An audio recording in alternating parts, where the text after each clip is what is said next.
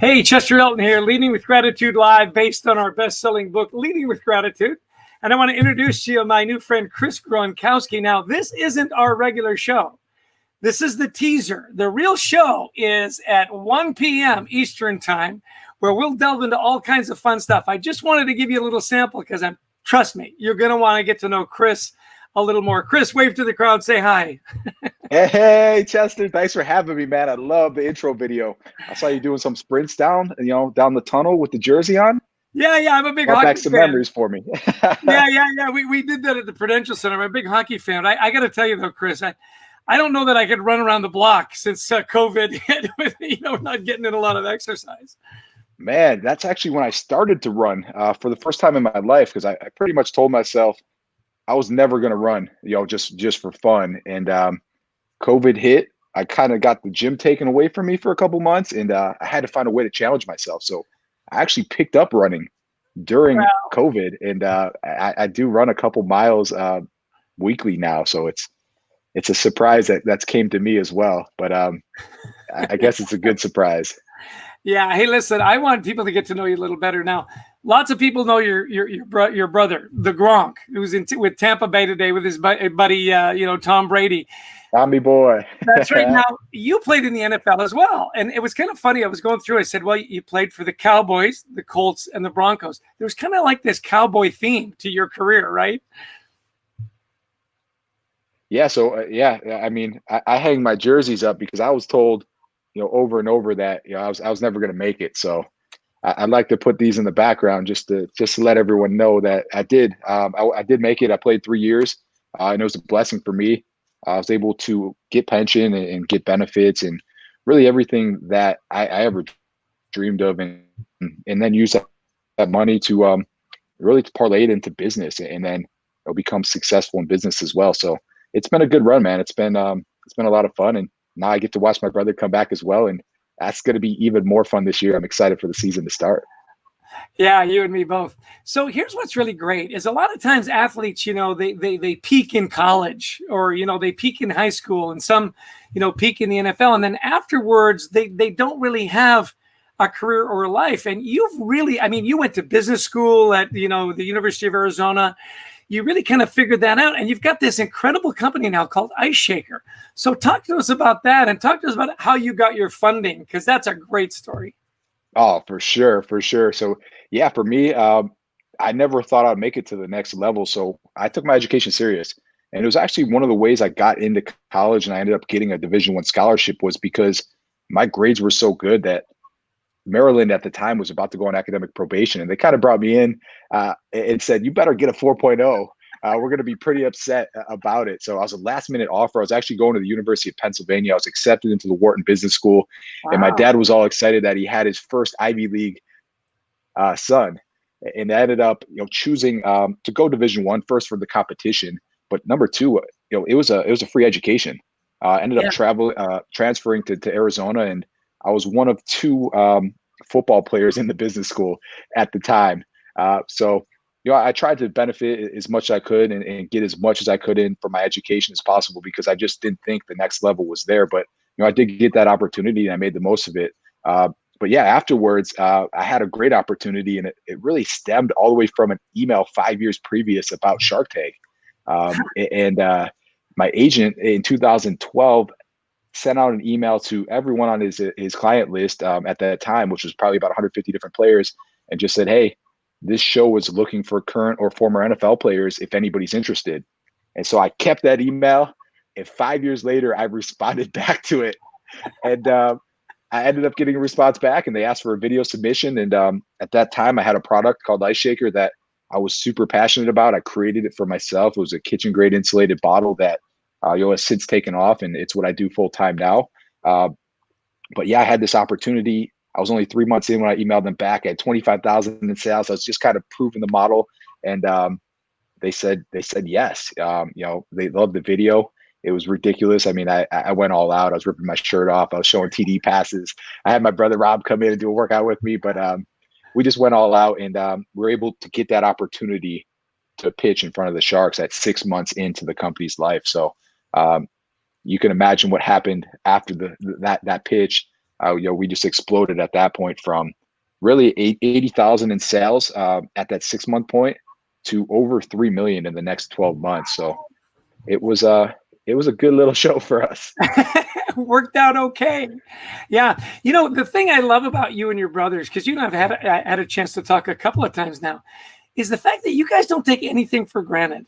I just think that's so refreshing. So often you have this image of, the college football players or pro football players that, they've got a bit of an attitude, a bit of a sense of entitlement. You never see that with you and your brothers. And you talk about grinding it out, that you're always grinding it out. How has that really helped you, not only in your athletic career, also in your business career? Yeah. So, I mean, people ask all the time, how did all five brothers make it professionally? And I really attribute that to how we were raised. Our parents, they made us earn everything we had. Nothing was handed to us. If you wanted a car, hey, great, go buy it. If you want to go to college, awesome. You're either paying for it or find a way to get a scholarship.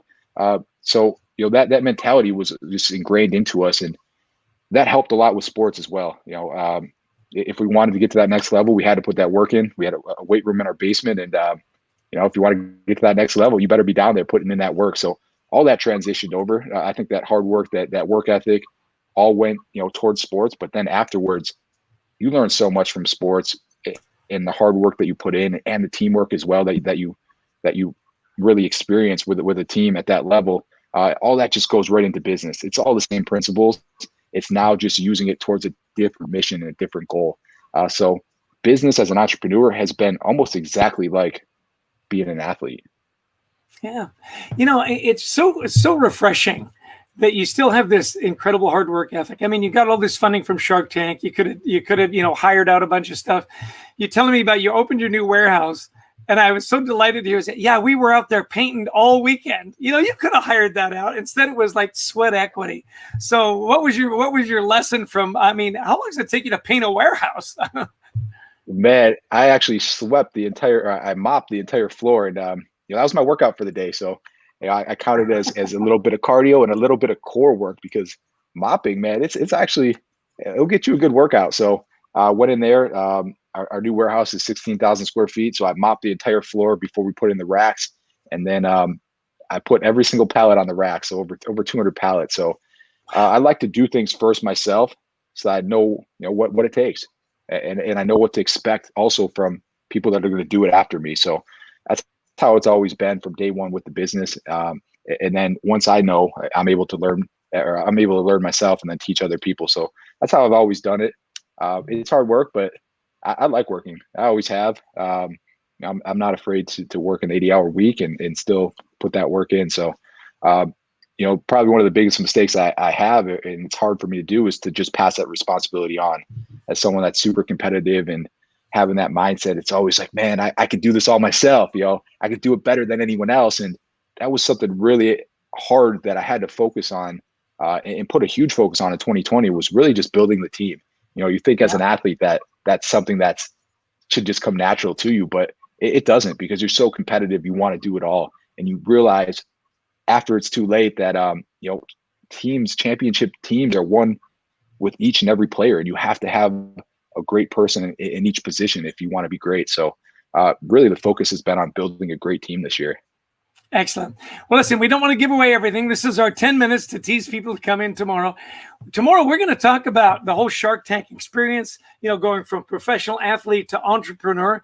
And, we're going to talk a lot about your upbringing, your parents, the people that you always express so much gratitude for. Not only that, Chris has got some predictions for us for the NFL coming season. I think there's a Florida team that you're particularly excited about. We'll talk about that as well. But listen, you can find all kinds of stuff about Chris at Chris Gronkowski on Twitter. You've opened a new YouTube channel as well. Tell us a little bit about that, and then we'll see everybody tomorrow at 1 o'clock. Yeah, so youtube.com/the Gronks. It's all 5 brothers really having fun together. We do so much stuff that people don't see, from charity events to just behind the scenes of filming different promotions and different events. So we wanted to put it all in one place and have fun with it. So we launched last Tuesday, and we put a video every Tuesday now. So check that out. Get in early, get in often, tune into YouTube, and tune into Leading with Gratitude Live tomorrow, 1 p.m. Eastern. We say give us 30 minutes. We'll give you great information, great inspiration, and your own personal roadmap to a life of gratitude at work and at home. Last question before we go. What are you grateful for today, Chris? Man, I am grateful. Man, I would say it always comes back to it's health, but I'm grateful for a good night of sleep because I slept really good last night. And when you have 3 kids, that's hard to come by. So I woke up this morning and I was so refreshed, and I was like, man, this is amazing. So I'm definitely grateful for that today, and actually finalizing our warehouse. Everything has just kind of came together today, finally. So all the missing pieces of phone lines, internet, everything is finally just in and working the right way. So I'm very, very gracious for all that as well. Excellent. Well, listen, more energy tomorrow. I'll tell you, I've talked to Chris 2 or 3 times now. Every time I hang up, I'm more energized. We're going to talk about building momentum, planning your day, the NFL, Ice Shaker. Chris, thanks so much. Tomorrow, 1 p.m. Eastern. Guys, don't miss it. Leading with Gratitude Live. Take care, everybody. Wait I'll for see the you then. Cheers.